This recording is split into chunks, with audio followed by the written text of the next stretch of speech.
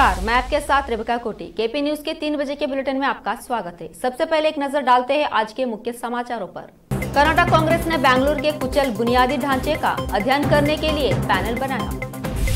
BBMP का कहना है कि सितंबर में भारी बारिश के बाद बेंगलुरु में 126 झीलें उफान पर है। रोजगार पर कोई एजेंडा व जवाब नहीं, सीएम नीतीश के इस बड़े ऐलान के बाद तेजस्वी यादव ने बीजेपी पर साधा निशाना। कोलकाता में 6 जगहों पर ईडी की छापेमारी, करीब 7 करोड़ रुपए बरामद।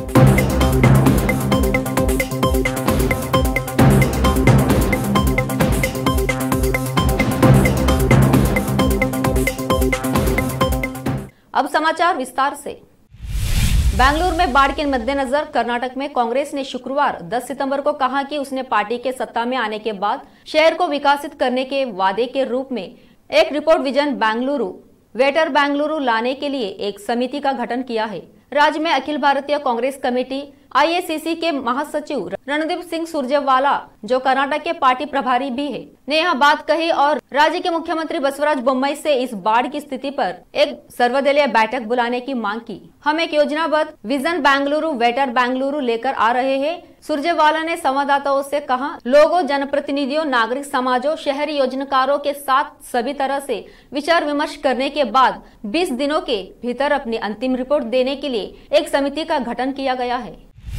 बृहद बेंगलुरु महानगर पालिका बीबीएमपी ने डेटा जारी किया है, जिसमें दिखाया गया है कि सितंबर की शुरुआत से भारी बारिश के बाद बेंगलुरु में 26 झीलें शहर में बह गई। आंकड़ों से पता चलता है कि महादेवपुरा क्षेत्र 42 झीलों के उफान से सबसे ज्यादा प्रभावित था। अगला सबसे ऊंचा बम्मनहल्ली जोन था, जहां 30 झीलें ओवरफ्लो हुई। उसके बाद आरआर नगरा जोन में 22 झीलें, यलहंका रोड में 19, साउथ जोन में 4, ईस्ट जोन में 2 और वेस्ट जोन में शहर की झीलें आपस में जुड़ी हुई है और ऊपरी झीलों का पानी निचली झीलों में बहता है। पर्यावरण विशेषज्ञों ने कहा है कि शहर का तेजी से हो रहा शहरीकरण, स्थलाकृति और बुनियादी ढांचा बाढ़ के प्रमुख कारण है। बेलंदुरु जैसे क्षेत्रों में घाटियां और आर्द्र भूमियां थी, जिन पर बड़े पैमाने पर निर्माण द्वारा अतिक्रमण किया गया था, जिसने पानी के प्रकृति का प्रवाह को बदल दिया था। इसके अलावा जब ये निर्माण किए जा रहे थे, नालों और पुलियों को इतना चौड़ा नहीं बनाया गया था कि पानी स्वतंत्र रूप से बह सके। इन सभी कारणों से पिछले एक सप्ताह में बारिश की मात्रा में वृद्धि हुई, जिसके कारण बेंगलुरु में बाढ़ आई। बिहार में बिगाड़ी हुई कानून व्यवस्था को दुरुस्त करने को लेकर मुख्यमंत्री नीतीश कुमार आज शनिवार को लॉ एंड ऑर्डर की समीक्षा की। मुख्यमंत्री नीतीश कुमार की अध्यक्षता में सीएम आवास पर करीब 6 घंटे बैठक हुई। समीक्षा बैठक में हाल के दिनों में सामने आए बड़े आपराधिक मामलों पर चर्चा की गई। इस दौरान मुख्यमंत्री ने पुलिस बल की संख्या बढ़ाने और पुलिस भर्ती प्रक्रिया को तेज करने का निर्देश दिया, जिस पर उप मुख्यमंत्री तेजस्वी यादव ने ट्वीट कर बीजेपी पर निशाना साधा है। तेजस्वी ने कहा, शिक्षा, स्वास्थ्य सहित अन्य विभागों के बाद अब पुलिस बल की संख्या बढ़ाने व भर्ती प्रक्रिया में तेजी आएगी। कोलकाता में ईडी ने एक बार फिर छापेमारी में बड़ी कामयाबी हासिल की है।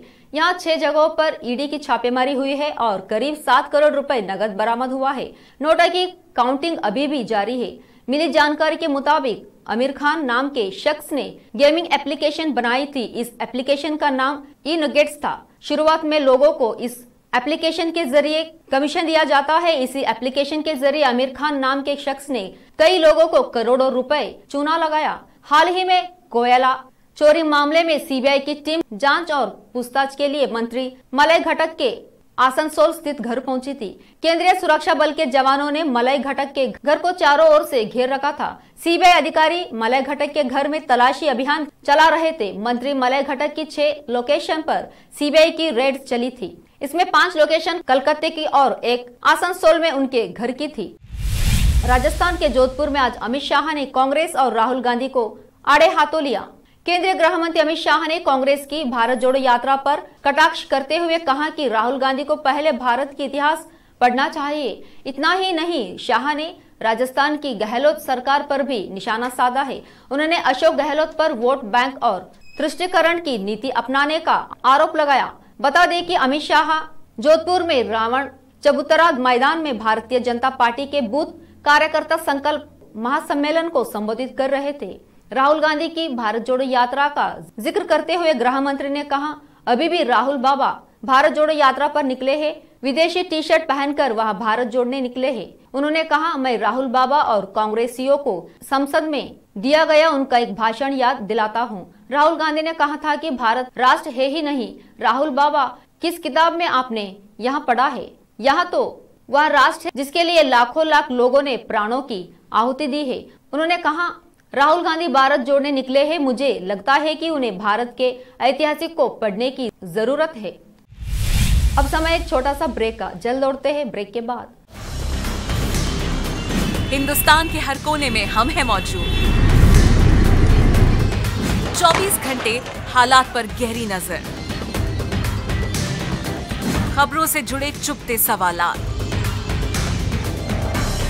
और आपको दिखाता है धार्मिक, सामाजिक, राजनीतिक, लोकल और इंटरनेशनल न्यूज की सबसे बेहतर कवरेज, जो आपको रखती है हर पल बाखबर। देश और दुनिया भर की खबर के लिए देखते रहें KP news 24/7। Noor education trust Bidar की ओर से चलाए जाने वाला Noor MEd and BEd college Bidar, recognised by NCTE Delhi and affiliated to Gulbarga University, Gulbarga. Admission are open for the academic year 2021-22. विशेषज्ञ और सक्षम शिक्षकों द्वारा शिक्षा प्राप्त करने के लिए नूर एमएड एंड बीएड कॉलेज में दाखिला लें और शांत वातावरण में शिक्षा प्राप्त करें। बीदर शहर में बेहतर शिक्षा का एकमात्र केंद्र Noor MEd and BEd college, Shahpur gate, Bidar. Phone numbers 9945283920, 8482221297। घर, दुकान और ऑफिस कितना भी सुंदर बनाया जाए और हर तरह से उन्हें सजाया जाए, अगर फर्नीचर ना हो तो सब अधूरा सा लगता है। और अच्छा फर्नीचर घर, दुकान और ऑफिस को चार चांद लगाता है और देखने वालों में शान बढ़ाता है। और जब घर इतना सुंदर बनाया जाता है तो उसमें बेहतर और सुंदर फर्नीचर का भी उपयोग जरूरी है। अपने घर, दुकान, ऑफिस के लिए अच्छा और सुंदर और पायदार फर्नीचर और दूसरी चीजों का बीदर शहर में एकमात्र केंद्र है Nikita industries and Nikita furniture showroom, जहां पर एक ही छत के नीचे विभिन्न डिजाइन और विभिन्न रंगों और विभिन्न कंपनियों के पलंग, अलमारी, सोफा सेट, डाइनिंग टेबल, सिंगारदान, ऑफिस काउंटर्स, विभिन्न कलर्स और डिजाइन की कुर्सियां, बहुउपयोगी चौकियां और दूसरी चीजें उपलब्ध हैं। घर, ऑफिस और दुकान बनकर तैयार है और वहां के लिए फर्नीचर का सोच रहे हैं तो देर किस बात की, तुरंत चले आइए। Nikita industries and Nikita furniture showroom, shed number C1, industrial estate, Gandhiganj, Bidar. अधिक जानकारी के लिए शोरूम के मालिक जयराज खंडे से इन नंबर्स पर संपर्क करें। 9448128148, 08482227010।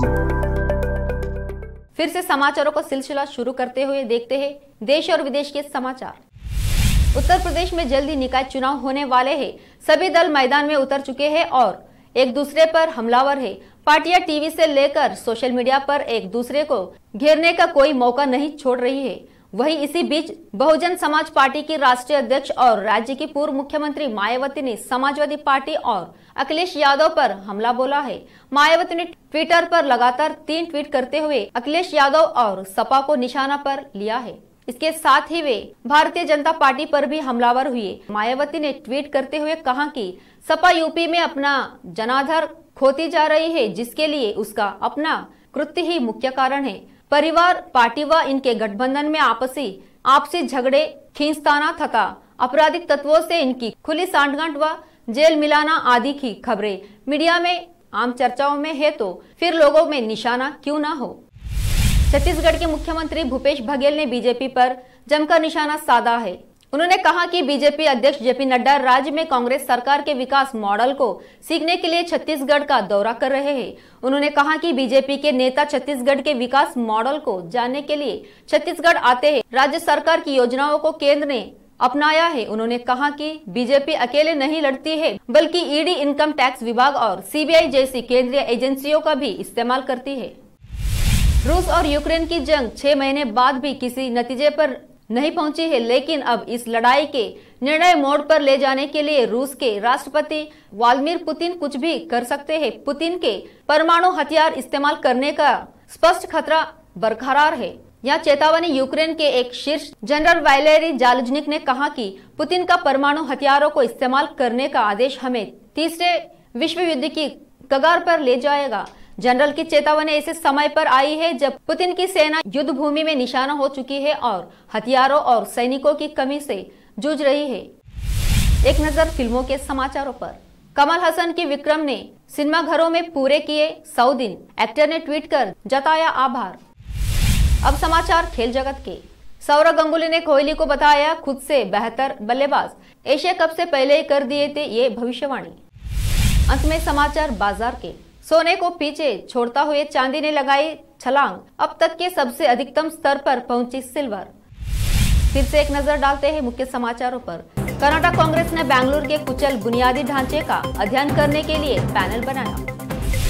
बीबीएमपी का कहना है कि सितंबर में भारी बारिश के बाद बेंगलुरु में 126 झीलें उफान पर है। रोजगार पर कोई एजेंडा व जवाब नहीं, सीएम नीतीश के इस बड़े ऐलान के बाद तेजस्वी यादव ने बीजेपी पर साधा निशाना। कोलकाता में 6 जगहों पर ईडी की छापेमारी, करीब 7 करोड़ रुपए बरामद।